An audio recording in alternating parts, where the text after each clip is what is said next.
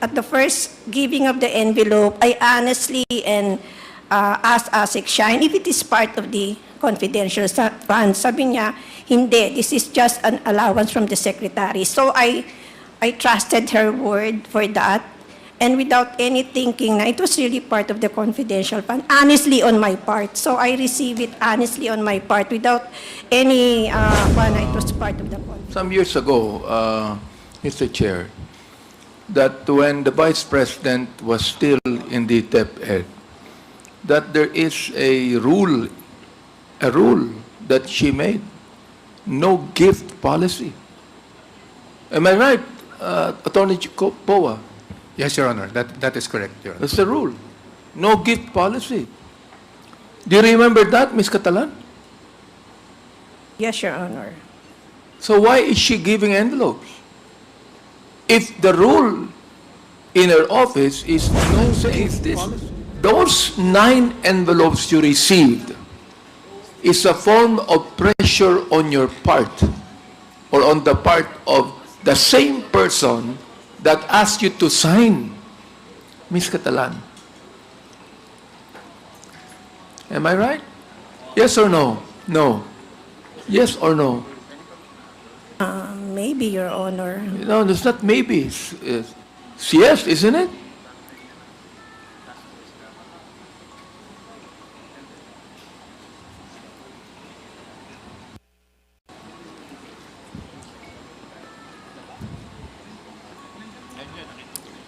Am I right? Maybe, Your Honor. Am I pressuring you now? Am I pressuring you now?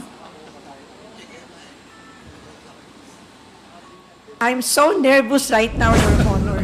9 times, am I right? Yes, Your Honor. Is that not a form of pressure? Honestly, sir, the first time I met or I talked with... Have you ever asked, why are you being given an envelope? Yes, sir. I asked her. Sa inyo, napipilitan kayo permahan yung isang bagay na hindi tama. Eh ngayon kung may kaso, pag lumabas yung NDA, yung finality nun, tatamaan kayo dyan.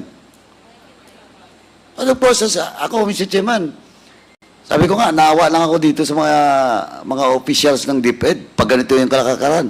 Ngayon, 2 na.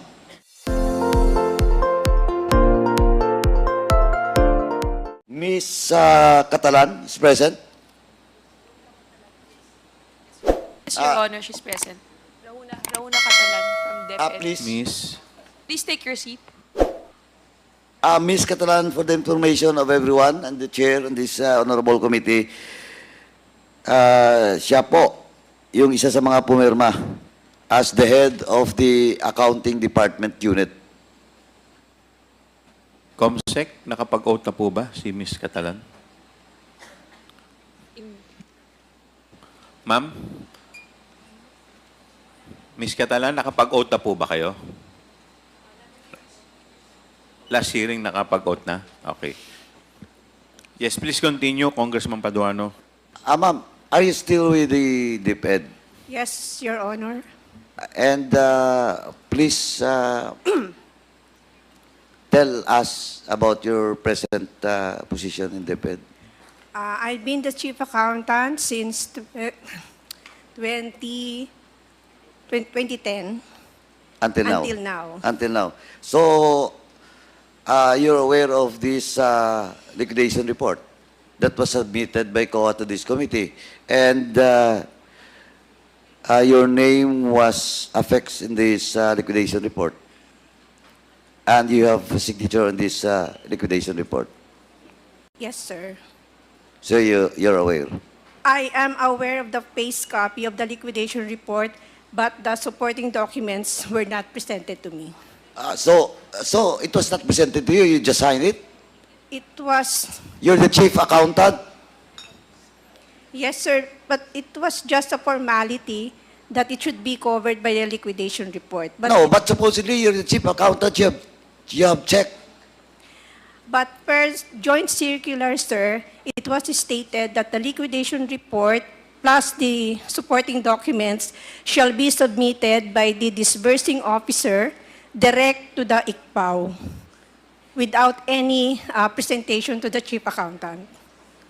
Yung ICPAO po, saan po department under yun? COA, yung Intelligence and Audit Office ng Intelligence and Confidential Funds. COA, do you confirm it? CR break lang po si Attorney Camora, sir. So, okay. I will wait for Atty. Zamora.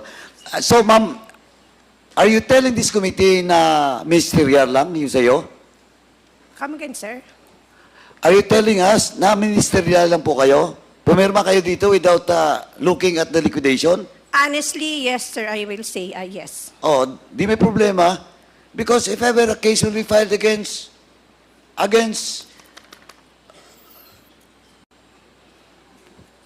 dito po sa liquidation na may problema, pumirma ka dito, di part ka ng case. But then again, sir, under the joint circular, it was clearly stated that the documents and supporting documents to the liquidation report shall be directly submitted to the COA.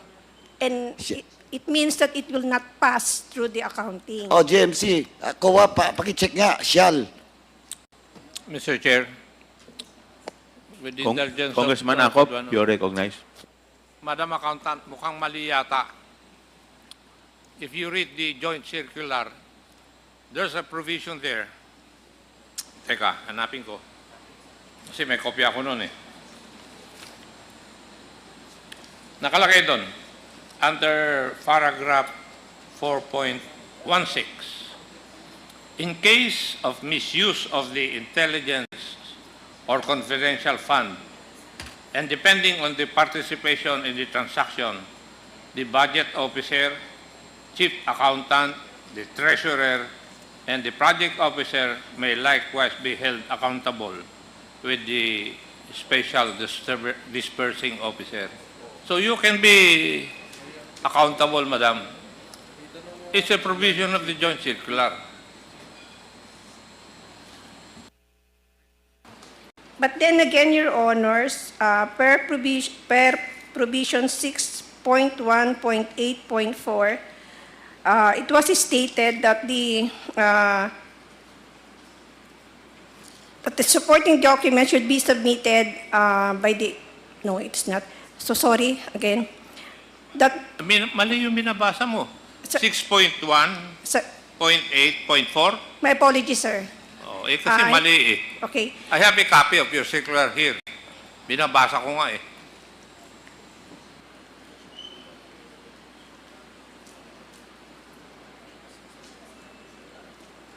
So it was under 6.2, the liquidation of the cash advance. It was stated under 6.2.2, all cash advances for CF and IF shall be liquidated within 30 days after every quarter and from the approved date, target date of completion. Submission of the liquidation report duly signed by the head of agency or SDO, approved by the head of agency, together with the supporting documents under Section 6.2.3 hereof, and listed in the covering transmittal letter of the LR. This shall be submitted directly to the ICPAO in a sealed envelope with a visible label confidential for ICPAO only through any of the following: registered mail courier and authorized license officers. So, under this provision, it was clearly stated or implied that the documents didn't pass through or were not reviewed by the accounting office.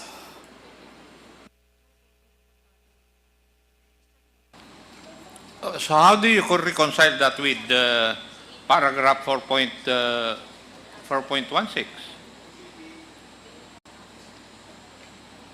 Sige nga.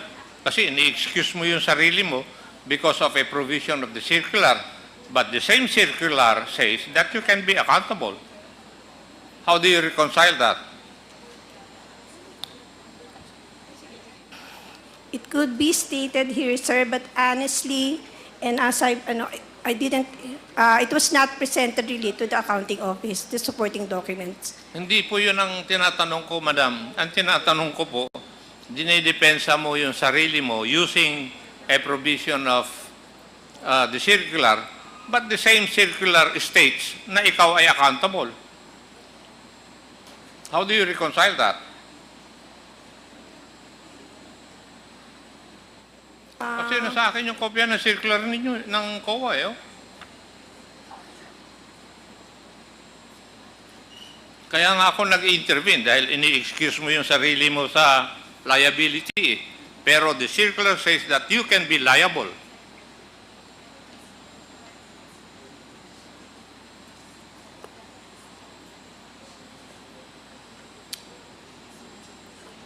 Diba? Yeah. You read 4.16.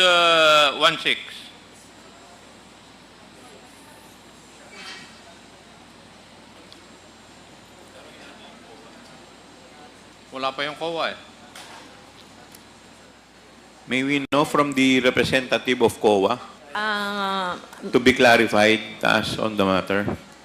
Your Honor, based on the documents from our confidential team, the liquidation report that was signed by Ms. Catalan, certified supporting documents complete and proper, as the accounting unit. But then, if looking at the joint circular, it's stated there that the liquidation report in Annex E should be signed by the SDO, the accounting unit, or the SDO, meaning SDO Special Disbursing Officer who was given the cash advance of the confidential fund, the Special Disbursing Officer. So if she was not the SDO, Ano po yung sinicertify ng accountant? when she signed the liquidation report of the 37.5, Certifying that. the supporting documents complete and proper. So, paano po ninyo sasabihin na complete kung hindi naman niya nakita? Could you please clarify us? Paano niya sasabihin na complete ang isang dokumento kung hindi naman niya nakita yung loob? Ms. Parang Catalan, hindi po yata match. Your Honor, it has to be Ms. Catalan who will answer such. Ma'am, how can you certify something as complete and proper if you did not verify what is the content of the documents? Sir, it is a standard procedure that every liquidation document should be covered by a signed No, but liquidation. that is common sense eh. Yes, sir. But Paano po kayo magse-certify ng isang dokumento na complete and proper nang hindi nyo nakita? Hindi po ba kayo nagtaka na nagse-certify kayo ng isang dokumento na complete and proper pero hindi nyo naman nakikita yung laman ng loob? unfortunately, that was the case, sir. Did you bother to ask the legal department or the COA na bakit kailangan dumaan pa po sa inyo? Bakit nyo kailangan i-certify ang isang bagay nang hindi ninyo ini-inspeksyon o tinitingnan? It was one of the requirements, sir, and I was made to sign that document, unfortunately.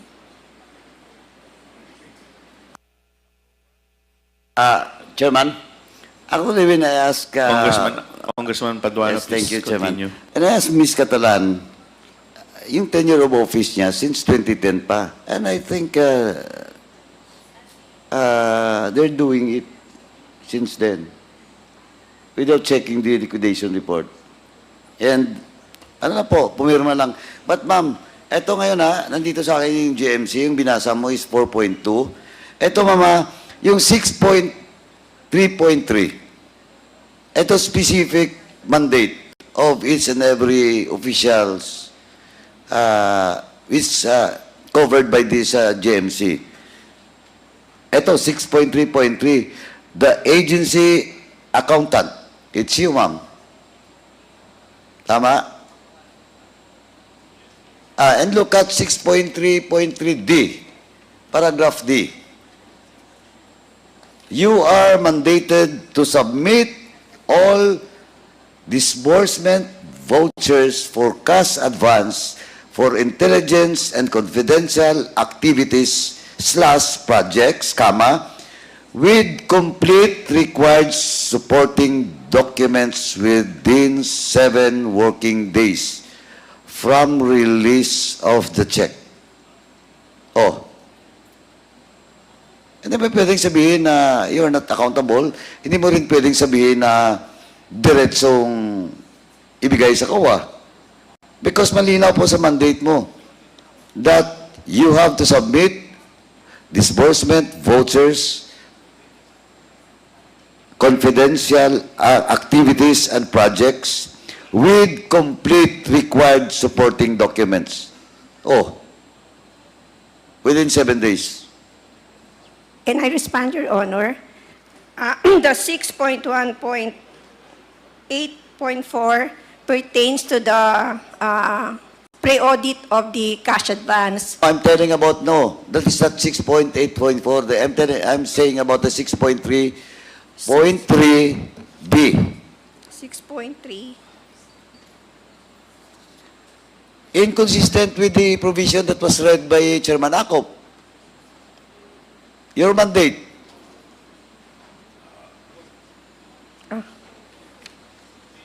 Anyway, Mr. Chairman, it is on record that that the chief accountant of the DepEd never bothered to check the liquidation report. He just signed it without looking at the details of such report. And it is on record, Mr. Chairman. May I respond, Your Honor? This is the first time that we have encountered cash advances for confidential fund. But for the regular cash advances for regular funds, we always ensure that the documents attached to the liquidation of the cash advances were complete. But again, for this, this is the first time that we have encountered these cash advances for confidential fund. And the procedure seems quite different, actually and honestly. But of course, you have the joint memorandum circular, and there is a provision with regards to the mandate of the chief accountant, the SDO, and all other officials of agency. Malinaw po yan, ma'am. So, I think once again, Mr. Chairman, it's like to put on record na inamin po ng chief accountant ng DepEd na she never bothered to check the authenticity, the correctness of such liquidation report, Mr. Chairman. Sir, Excuse me, Your Honor. Yes, ma'am, please. May I correct the word not bothered, that I did not bother to check the completeness of the documents. During that time, no matter how, maybe, this is the first time ngayon may cash advance ng confidential fund, but I was made to sign it. So, You were made to sign it. By whom? because it is a requirement that the liquidation should be covered by the liquidation voucher. What does this, ma'am? That is your mandate. And Yes. your statement that you signed it without looking at the details, di ba? And that is on record. Yes, sir, it was... O ano ngayon yung gusto mong i-explain? Sir, I'm trying to explain that it was stated sa joint circular that it seems or implied that the documents, supporting documents, should be directly submitted to COA in sealed envelope. And that is your interpretation, ma'am, that we have read the GMC. Yes, sir. O now? What? Are you telling this representation that I'm wrong? And Chairman Acop? No, sir, my apologies if you have misinterpreted what I'm trying to explain. No, I did not misinterpreted you. You're telling me that my statement is not correct. No, sir, I'm not saying, I'm sorry po, I'm sorry, Your Honor, but I'm trying to explain on why I signed that liquidation. Oh, who tell you to sign the document? Are you forced to sign the document? Not really forced, but I was What, not really? requested requested to sign the document. Oh, you signed the document, but you never bothered to read this mandate of yours? Ma'am, who ordered you to sign the document?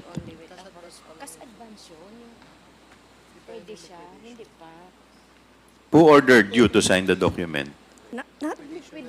Not really ordered, but I was requested by... Yes, who requested you to sign the document? By ASEC Shine Paharda. Sino po? Si Assistant Secretary Shine Paharda. Sunshine Fajarda. Okay.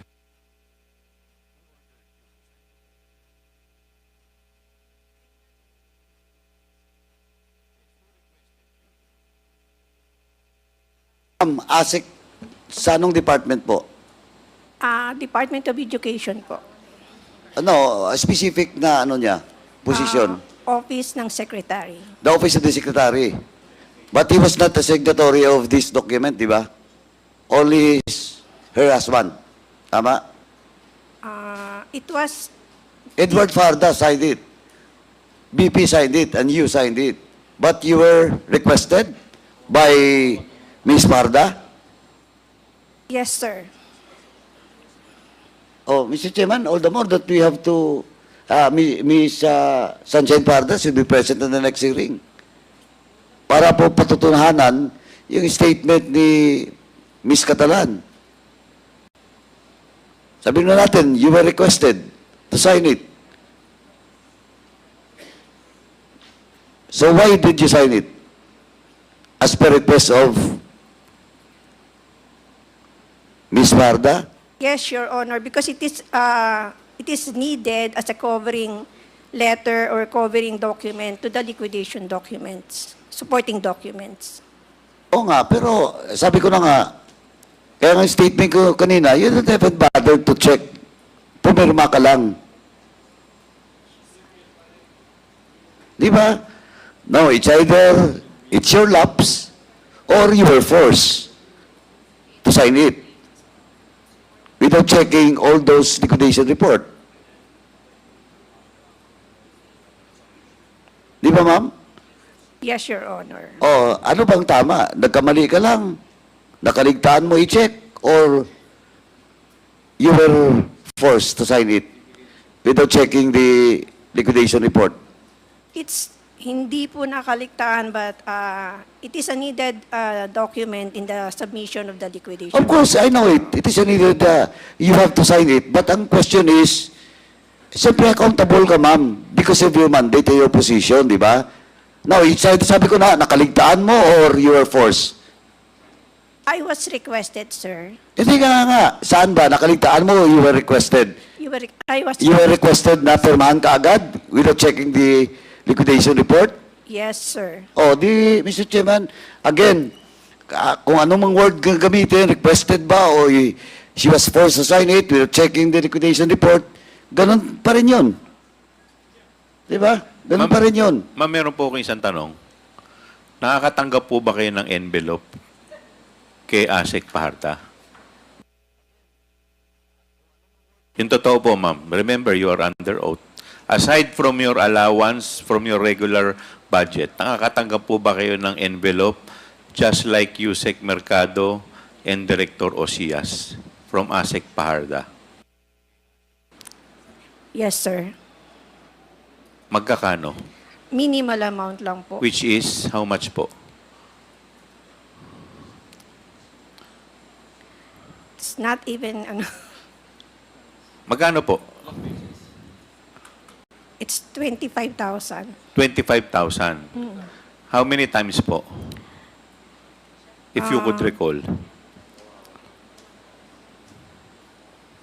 9? Ilan? 9 times. 9 times. From what month up to what month? Let me guess. From February to September? I think so, sir. So, nung September po, tumigil na. Yes, Your Honor. Just like Yusek Mercado. Tama po ba? Yes, Your Honor. So, thank you po. Mr. Chairman, lastly, I'd just like to manifest, Mr. Chairman. Mr. Chairman, can I, last Yes. na lang po. Ma'am, actually, ma'am, talagang naawa din ako sa inyo. Kasi, tingnan mo, accountable ka dito. Eh, sabi mo kanina, ni-request ka. Pero ang labas pa rin ganun eh. You were requested, but tapos, medyo kalakaran na may lagayan sa loob. Kaya nga ako, ma'am, I want to just express my sympathy to you.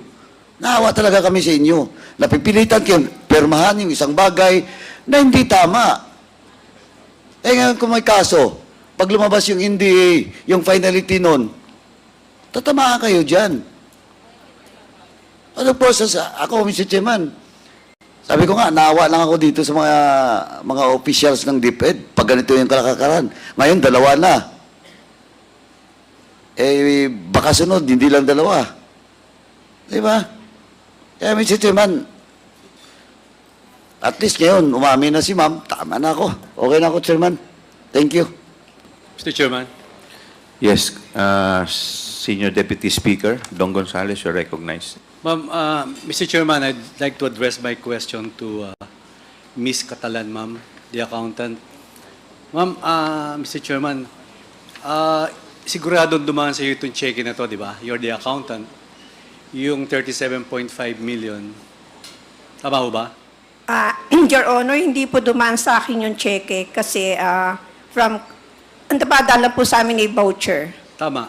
Meaning to say, the voucher is the basis sa preparasyon ng cheque. Di ho ba? No? Yes, Your Honor. And definitely, there is a date put in the voucher and they will follow that date in preparing the check. So the check was signed by, of course, Yusek Sevilla and Yusek Mercado. Ang napansin ko lang po dito, in your recollection, 2023 yung isang check, that was February 20, 2023. That's number 1 check for the 37.5. Number 2 check, I thought this is quarterly. Ang date po ng check is April 19, 2023. It falls down to 1 quarter. Isang quarter lang po yung dalawang check na issue. Ang pangatlong na check na issue po ng November 23, 2023. At hindi po, na issue po pala yung pangatlong check is July 11, 2023. In your recollection, tama ho ba itong check and based on your obligation, on your voucher, during the processes of the vouchers into check? Parang tama po, Your Honor. Tama.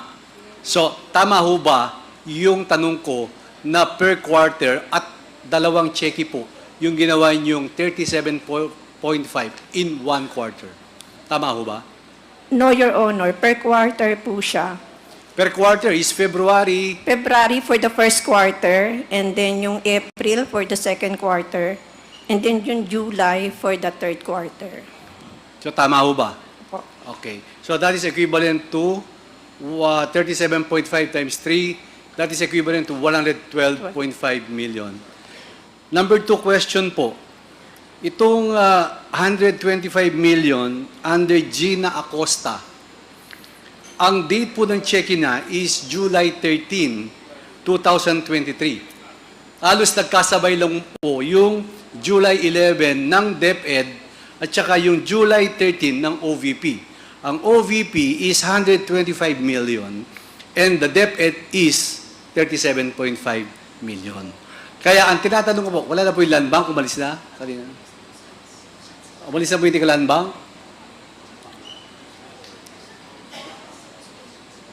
So, meaning to say, ang July 11 at saka yung July 13, ang na-withdraw po is 37.5 million at saka yung 125 million. Tama ho ba hindi po kayo OVP pala, DepEd kayo. May OVP ba dito? OVP? Sa management, po. Wala. Kasi kung tignan mo itong dalawang cheque, isang mukha lang po ito 2 days lang po ang diferensya. July 11 and July 20, 2023 of the amount of 37.5 and 125 million. Kaya tinatanong ko po sana yung land bank, kaso wala na. Next hearing ko na lang po, Mr. Chairman, tanungin. Kasi tatanungin ko siya kung paano niya na-withdraw itong 3 cheque at saka itong 125 million. So, Your Honor, Mr. Chairman, yun lang po. Maraming salamat. Thank Chairman. you. Thank you, SDS. Chairman. Interject Yes, lang. Congressman Lara, please. Yes, yung tanong chairman ni SDS Dong para sa OVP, I think nandito si Attorney Puga, baka pwede niyang sagutin yung tanong ni DS Dong. Apo. Mr. Chair? Yes, if I may nandito be- ang OVP, former din naman. Mr. Chair, if I may be recognized. Wala pa po kasi ako sa OVP nung 2023. I was with DepEd at that time, sir. So, I really wouldn't know kung ano yung nangyari dyan. Ano po kasi dating nakita ko lang po itong cheque Opo. na yung date kasi halos magkapareho po yung date. Yeah, opo. So, July 11, 2023, yung last check, the 37.5, at saka July 13, 2023, yung 125 million. Opo. So, meaning to say, Malapit. Opo. summation of the two equivalents to sum. Yes, sir. Yun po yung sinasabi But, ko, Mr. Chairman. yun po. Unfortunately, sir, I got out of DepEd nung nag-resign si VP, which was already July 2024. I believe, sir. Andito pala yung land bank, ma'am. Sorry na. Diyan na po yung land bank, SDS. Sorry ma'am, nakabalik kayo, di ba? Magtatanong ko lang sana kung itong Edward Paharda, kasi po ako nagtanong to last hearing, di ba yung cheque, papahingkas, ikaw yung branch manager, di ba? Pag ipapahingkas po yung cheque, nakaprepare yung pera, bigay mo sa counter. Pag binigay mo yung pera sa counter, may papipirma po kayo sa kanya, di ba? Yung receive the amount of this, and sa likod ng cheque, pipirma pa po si Mr. Paharda. Tama ho ba? Yes, sir. The client will sign as acknowledgement na And at the back of the nireceive check, niya yung cheque. The cash. the cash. So, pwede nyo kaming bigyan nung receiving copy, nung 3 receiving copy from Land Bank, yung 37.5 million. We will check our records, Yes, sir. ma'am. Thank you. Tapos, ma'am, number 2, itong kay Gina Acosta na 125 million, sabi nyo kanina sa Show Boulevard po to, pinahingkas. Pwede po, yung sino nag-receive nitong July 13, 2023, na pinahingkas po niya yung 125 million. At yung July 11, na pinahingkas naman ni Edward Parda under your branch. Para ipagsusog lang po natin yung dalawang cheque. Pwede ho ba? We will check our records, Thank you, sir. Mr. Chairman. Thank you. Mr. Chair, I'd like to ask the question to Ms. Catalan. Do you realize your accountability on this and consequence of what you did, Ms. Catalan? Yes, Your Honor. I would like to ask once again, were you requested or were you pressured? I was requested, sir. You were requested. You were not pressured at all.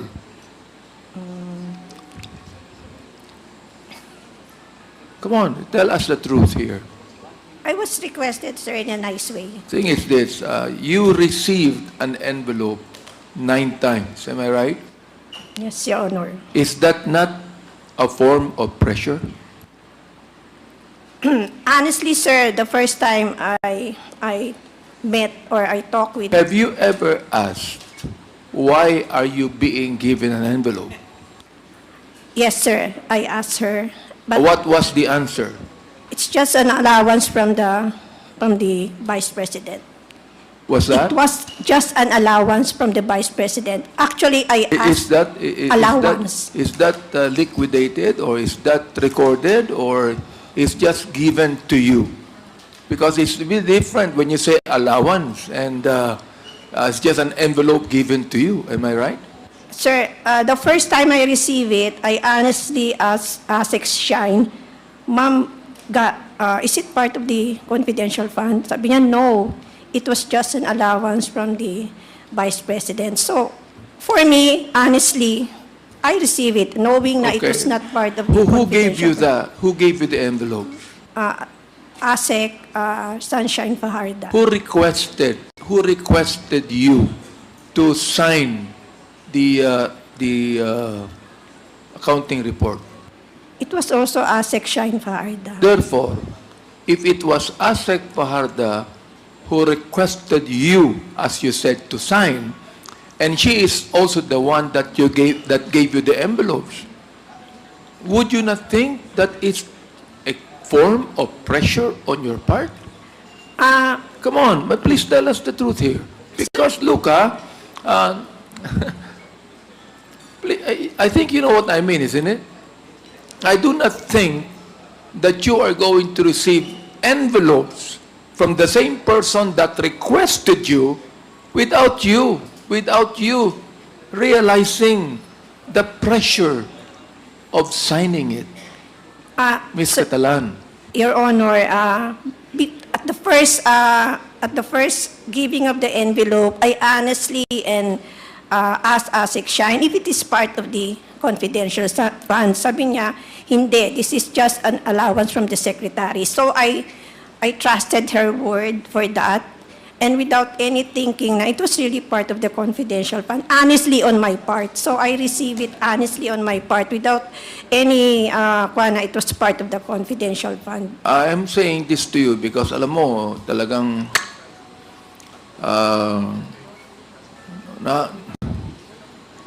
my heart goes out to you, Ms. Catalan. You know, I think it would be best that, you know, in your own heart, you have been pressured because you received the envelopes. They're not only being requested, you have been pressured because you received envelopes thinking that they are just allowances, but you know it is never recorded. It is not part of the budget that was given to the OVP or the Secretary of Education. It's not part. Did you sign a voucher for it?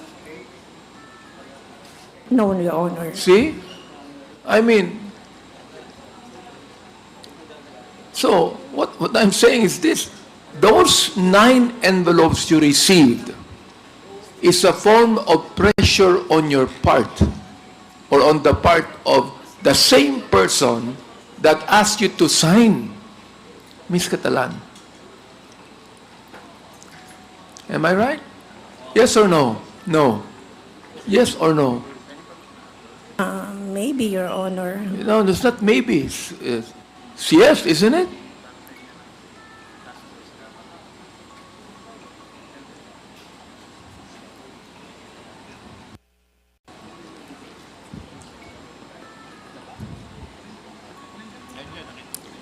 Am I right? Maybe, Your Honor. Am I pressuring you now? Am I pressuring you now? I'm so nervous right now, Your Honor. Mr. Chair. The Chair would like Mr. to Chairman. recognize the presence of the Honorable Jude Asidre, the Deputy Majority Leader from Tingog Party List. Mr. Chairman, Yes, this Congressman will be my Paduano. last manifestation, Mr. Chairman. Just I want to put in the record that in today's hearing, Ms. Catalan, the head accountant, chief accountant of DepEd, admitted that indeed he was, as the term being used by her is being requested to sign, but of course, tumanggap din po ng extra si Ms. Catalan. Now, but in the previous hearing, Mr. Chairman, I just want to put in record that it is not only Catalan na tumanggap ng ang sobre.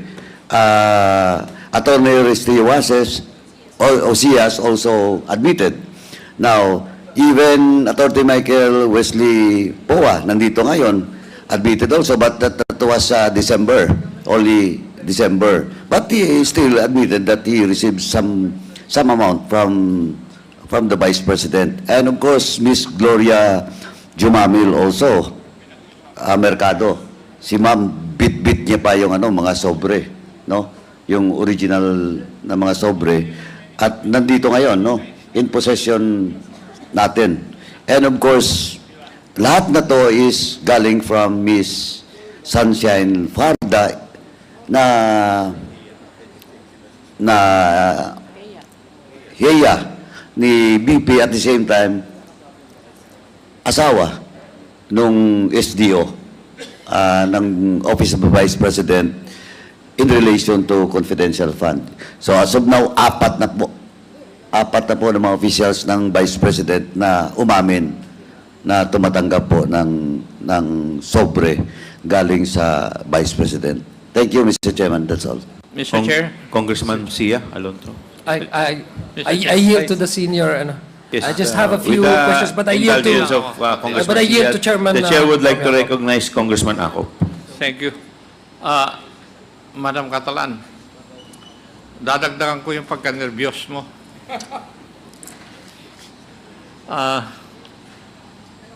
Nag-iisip lang ako dun sa sinabi mo na noong binigyan ka ng unang sobre, sinabi mo kagad, ang tanong mo kagad galing ba ito sa confidential fund?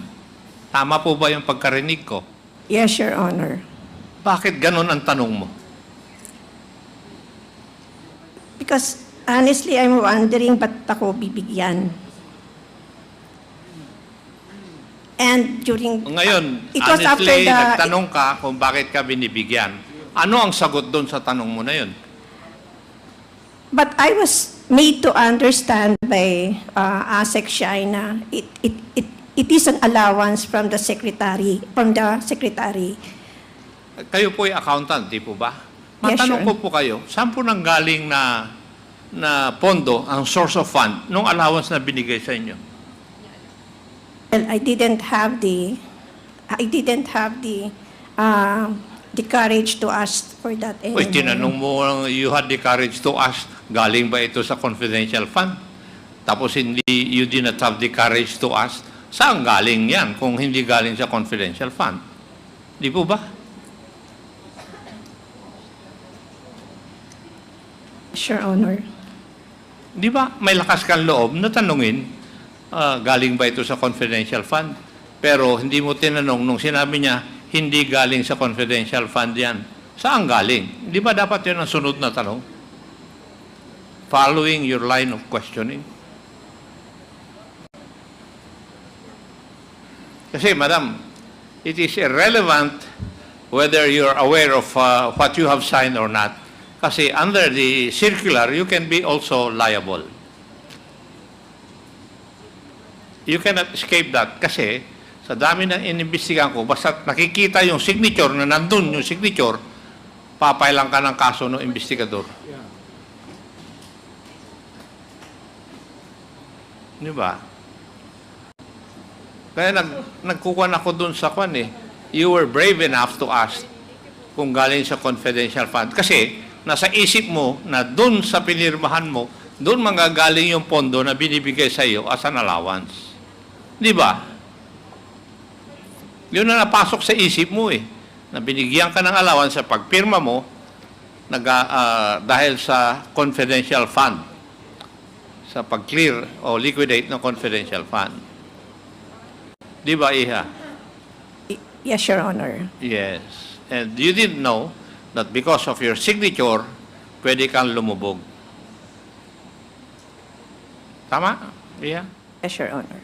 Sige. Thank you, Mr. Chair. Thank Mr. you. Chair, with the indulgence of Congressman Adjong, in Congressman relation to Abante, what you are recognized. Congressman Akop said, I remember some years ago, Mr. Chair, that when the Vice President was still in the DepEd, that there is a rule that she made, no gift policy.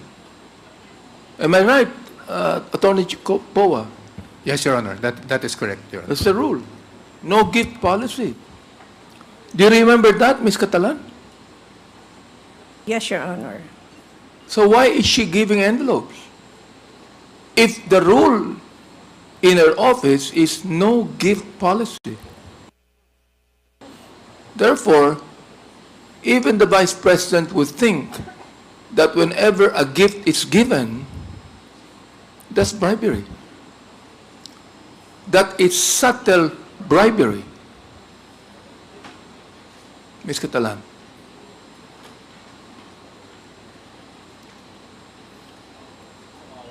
Maybe. Not maybe.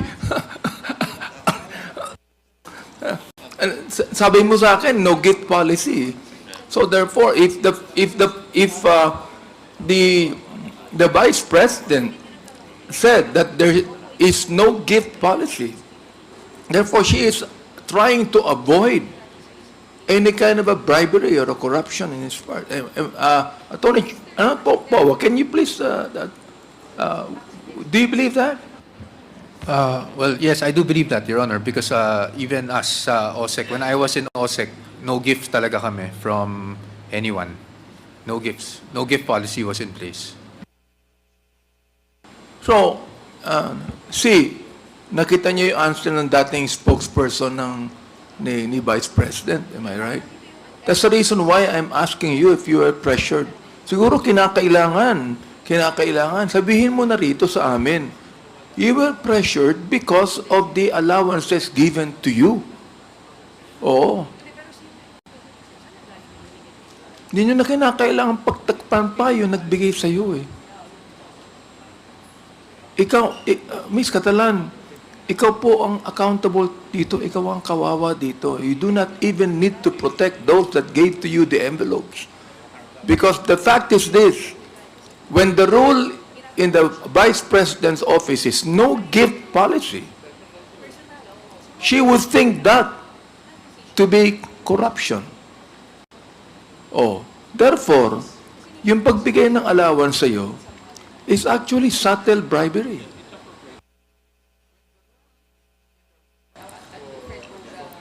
Hindi po ba?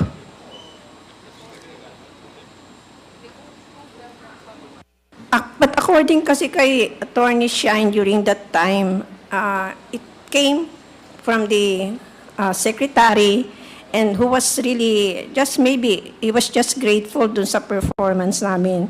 So I considered it not really a form of bribery, or I was not pressured to sign the liquidation voucher, but I was requested to sign it, sir. I'm not going to, in any way try to convince you otherwise, Ms. Catalan. What I'm just trying to say is, when the rule of the Vice President is no gift policy. In fact, hindi nga siya tumatanggap ng gift sa amin eh, kahit nabigyan namin siya eh. Hindi siya tumatanggap eh. Ngayon, kung siya mismo hindi tumatanggap, ba siya nagbibigay sa inyo? As a form of gratitude. That's your duty, Ms. Catalan.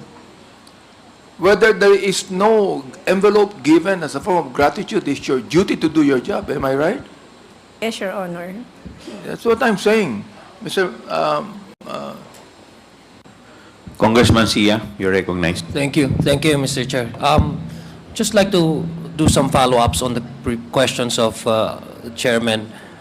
Ms. Catalan, I'd like to know, I think this has already been asked of you, pero I'd like to know, how long have you been working in DepEd? I'd been with the department for almost 36 years, sir. 36 years. As a accountant, no, familiar naman po kayo sa trabaho ninyo for the past 3 decades. Alam niyo po yung differences between incentives, bonuses, allowances, hindi ho ba? Yes, Your Honor. And when you say bonuses and all of these categories, meron pinagkukunan po ng pondo dyan, di ba? Nakalaan naman po yan, no? Yes, Your Honor. Can you enlighten me po, because according to your responses, you treat this regular, I don't know how to label it, but as a gift, no? Just for the lack of a better term, kasi hindi mo po ma-pinpoint kung saan talaga galing yon. Pwede niyo po sabihin, clarify sa amin kung based on your experience, kasi alam naman po natin may mga bonuses yan, eh, di ba? Sa mga regular employees. In fact, before the end of this year, mayroon talagang bonus packages yan binibigay. And mayroon namang incentives, no? can you at least distinguish based on your work, job description on how you appreciate the differences of this? Pag sinabi mo pong allowance, saan regular na kinukuha na pondo yan? Normally, sir, pag regular po siya at saka yung normal siya sa appropriation or standards appropriation sa personal services ng agency. Okay, sa personal services. Pag sinabi niyo pong mga incentives dun sa mga empleyado, because I believe there are also some employees who have, gone beyond what is expected of them, exemplary yung kanilang mga tinatrabaho, kaya nabibigyan sila ng incentives noon. Meron din ho kayong ganyan at saan po nakukuha din ho yan na category? Sa DepEd, there was no line Wala item po. for incentives. Walang incentives. So what about bonuses po? Bonuses meron po, sir, sa personal services po Sa siya. personal services, okay. So these allowances and these bonuses are regular funding. Yes. Tama po Yes, ba? sir. O, kasi Yes, alam Your niyo po Honor. pinagkukunan.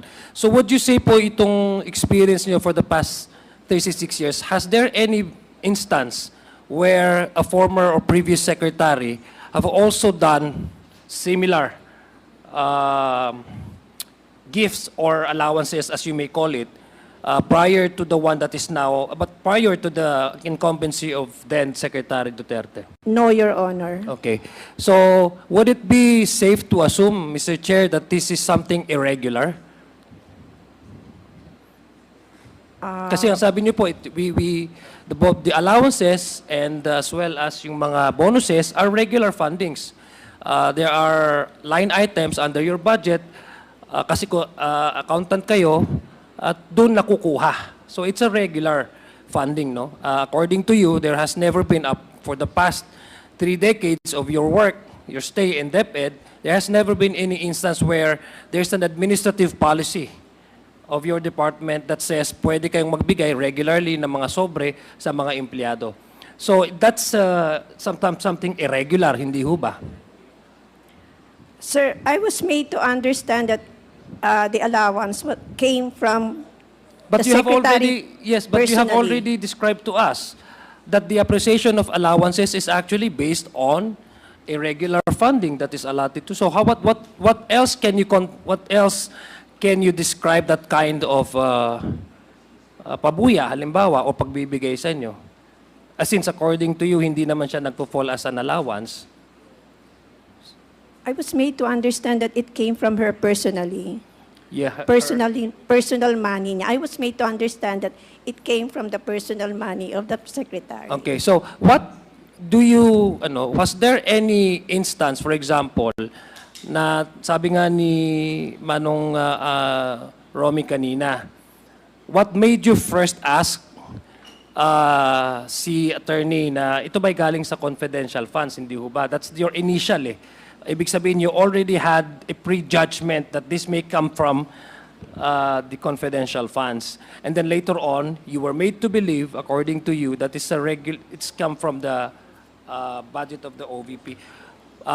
Personal budget of the OVP. Sa inyo po bang palagay? I'm just asking you now, not as a consultant, but as a regular, average-minded person. Sa panyo palagay, kaya ho ba yun ng isang tao nang magbigay ng ganong regularly ng amount based ho doon sa sitwasyon nung nagbibigay? In this case, Secretary, just your Sa akin, sir, kasi kaya naman niya kasi malaki naman sweldo ng secretary. Okay, so ang palagay niyo doon doon sa inyo napupunta yung kanyang, sa palagay niyo yun? Yun, sir, honestly. Yun ang palagay ko. Kaya I was made to understand that it came from the personal money of the secretary. Okay, so gusto ko lang pong malaman na Ms. Catalan, how often did you receive these funds? I mean, this Monthly. monthly, so ilang months po kayo nag-receive ng ano? February to... So when did it start? When did it start? Kasi sinabi niyo confidential fund. When did it start? When the confidential fund was requested? When was the confidential fund requested again? The first issuance of the confidential fund was around February. So when did you receive the allowance? After the release of the cash. Of the Okay, so check, that Your made you think Yes, that it's a confidential. yes. But prior to the confidential fund, you were never received any. No, Your Honor. Okay, so hindi mo masasabi na galing personal money niya yon. Again, I trusted. Yeah, but you said, Ms. Catalan, that you made to understand that it was malaki naman ng sweldo niya. So bakit nung umupo siya, hindi na siya nag-start magbigay? Bakit nag-start siya magbigay nung first na na-release na rin yung confidential funds? I think that's what made you think that it's part of the confidential funds. Again, Mr. Chair, just a manifestation na sabi nga, it's something irregular. It does not happen, no? In the previous, it did not happen prior to the release or request of the confidential funds. That would be all, Mr. Chair. Thank you very much. Mr. Chair, Congressman Abante. nakatanggap po kayo ng 9 envelopes na nagkakahalaga ng 25,000 each, di ba? Yes, Your Honor. That would be around almost 250,000 all in all. Kung 10 yan, 225. 225,000. So alam niyo po, that is 225,000 in all. Alam niyo yon. Yes, Your Honor. And kailan po natapos yon? Ng pagbibigay? September po. September of last year? 2023, Your Honor. September of 2010. 2023. Your Honor. 2023. Oo. Kailan po natapos ang pag-release ng confidential fund? Third quarter, Your Honor. Ng I cannot- 2023. July po yung release ng check for the third quarter. Of 2023, Yes, sir, correct? Your Honor. Oo. So hindi pa kayo nakahalata na that's part of the of your responsibility of signing. Yun nakukuha niyong allowances. Remember, ha? Tinan nyo, maigi. 225,000. Alam nyo, pinilang nyo, you counted it.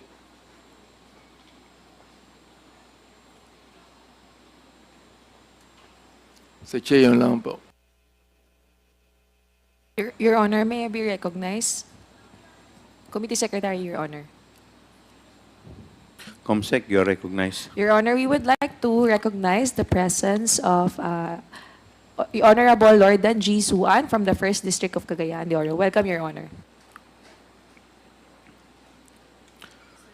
Congressman Mr. Chair. Isidre. Mr. Chair, gusto ko lang Yes, pong Congressman itanong Isidre, you're recognized.